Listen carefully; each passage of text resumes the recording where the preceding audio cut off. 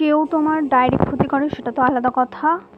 তার আগে বলবো আজকে যে ম্যানিফেস্টেশন বা নতুন জিনিসগুলো জানাবো, বা কেউ তোমার উপকার করছে কিন্তু মনে মনে ক্ষতি চাইছে, বা ক্ষতি এবং উপকারের মাঝামাঝি অবস্থায় রেখে দিয়েছে, তো সেটার জন্য তার আগে আমার পূর্বজদের প্রণাম করে পরিমল চন্দ্র রায়, প্রভাবতী দেবী, যশোদা চন্দ্র রায়, বীরেন্দ্র কর ভৌমিক, শেফালি পাল এবং বিপদ পাল সবাইকে প্রণাম জানিয়ে, এটা আমার পূর্বজদের হিলিং। আমার দাদু, তার বাবা, সেখানে অনেকটা আগের থেকে এটা শুরু হয়েছে এবং আমি করি 2012 সাল থেকে, প্রায় তার আগের থেকে।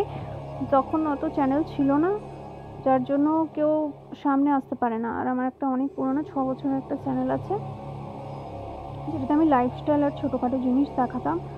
কারণ আমার মেন যে অ্যাঙ্কারিং এবং ক্লাসিক্যাল গানের যে আমার ফ্যামিলিগত স্কুল আছে, সেখানে লিঙ্কের আমি পাশাপাশি দিতাম, যার জন্য সবাই আমাকে পছন্দ করতো, জানতো। আমার কলেজে লম্বা লাইন লেগে গেছিলো, যে যারা বিশ্বাস করতো না তারাও চলে এসেছে কী করে বলছে হঠাৎ করে হাত দেখে বাইরে থেকে। যাই হোক, হিলিংয়ের সমস্ত জিনিসপত্র পাবে, আর সাবস্ক্রাইব করে রেখো যাতে প্রত্যেক দিন জানতে পারো। আর বলবো, তোমাকে কেউ যদি নকল করে বা কনফিউজ করতে চেষ্টা করে, বা হয় না উলঝন মে রাখনা হ্যায়, উলঝিয়ে রেখেছে, কেউ তোমায় ডাইরেক্ট অপমান করলো সেটা আলাদা কথা, কেউ মিষ্টি কথা অপমান করলো সেটা অনেকটা পরে ধরা যায়, আর কেউ অপমান আর মিষ্টি কথা দুটোর মাঝখানে থেকে যখন তোমাকে ইচ্ছা করে দেখাচ্ছে, উপকারও করছি না ক্ষতিও করছি না, কিন্তু অ্যাকচুয়ালি সেটা ক্ষতিটাই করছে। আর উপকার না করে ডাইরেক্ট ক্ষতি করা, কটু কথা বলা, সেটাকে তো আলাদা করে ধরাই যায়, পার্টিকুলার ধরা যায়। কিন্তু যে চাইছে তোমাকে কনফিউশন করে রাখা, বা হয় না একটা অজীব অবস্থার মধ্যে রাখা, তার জন্য বলবো যে সেরকমের থেকে দূরে থাকো।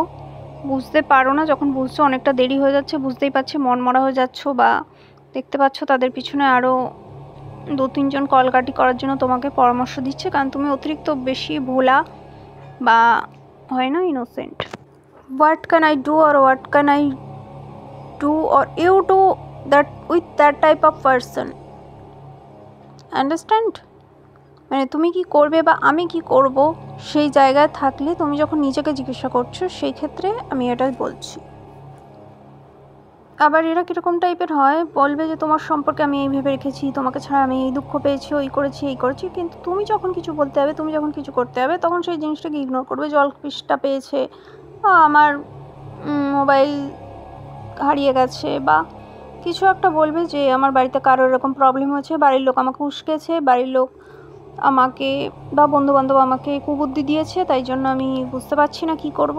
এরকম ধরনের মানুষদের তুমি যদি চলেও যেতে বলো, তাহলে সেক্ষেত্রে আবার ঝামেলা প্রবলেম সৃষ্টি করবে। মানে তৈরি হয় না, বলে যে সবসময় ঝগড়া করার জন্য তৈরি, বা সবসময় কুবুদ্ধি তৈরি, তাদেরকে তুমি এড়াবে কী করে? যখনই তোমাকে ইরিটেট করতে চলে আসছে, বা দেখছে তুমি একটুখানি ইনোসেন্ট বা সরল টাইপের, সেই জন্য তোমাকে মাথা খেতে চলে আসছে, তো সেখান থেকে তুমি এমন একটা ভাব দেখাও যে তুমি কম কথা বলতে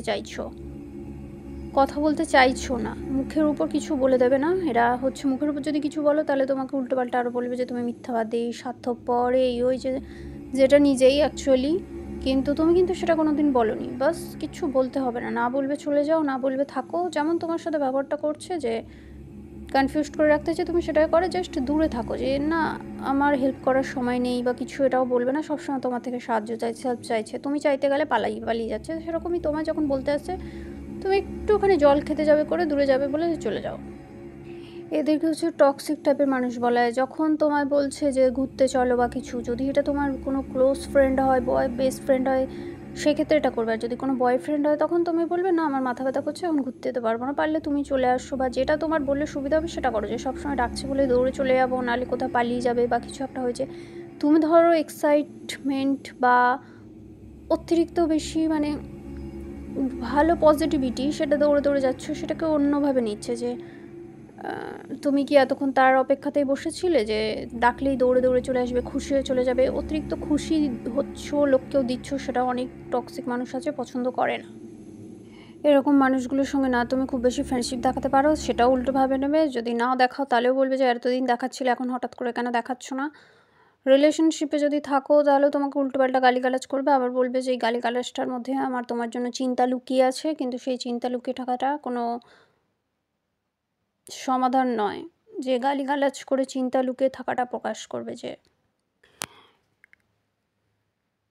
বাকি এই কার্ডটা কি বলছে দেখো, যে তোমাকে মানে হয় না ইরিটেট করে মজা পাচ্ছে, কিন্তু তুমি ভিতরে কষ্ট পাচ্ছ, সেই জিনিসটাকে মজার ছলে নিচ্ছে। তো তুমিও সেটাকে মজার ছলে নিতে শেখো, মজার ভাবেই তোমাকে এবার থেকে সেটা নিতে হবে। মানে হয় না যে যে যেরকম তার সাথে তোমাকে সেরকমটাই হতে হবে, না হলে কিন্তু কেঁদে কেটে মরলে হবে না। এটা অতটা সহজ নয়, জানি হঠাৎ করে পারবে না, যে তুমি এই মোডে ছিল ওখান থেকে অন্য একটা মোডে ট্রান্সফর্ম হওয়া, যে রূপান্তরণ যেটা, সেটার জন্যই তোমাকে ইনার ওয়ার্কটা বারবার করতে বলা হচ্ছে। যখনই তোমাকে আসছে হেল্প চাইতে বা তুমি দেখছো বারবার সেটা সুযোগের সদ্ব্যবহার করছে কিন্তু তুমি কিছু বলে উঠতে পারছো না, তখন বলবে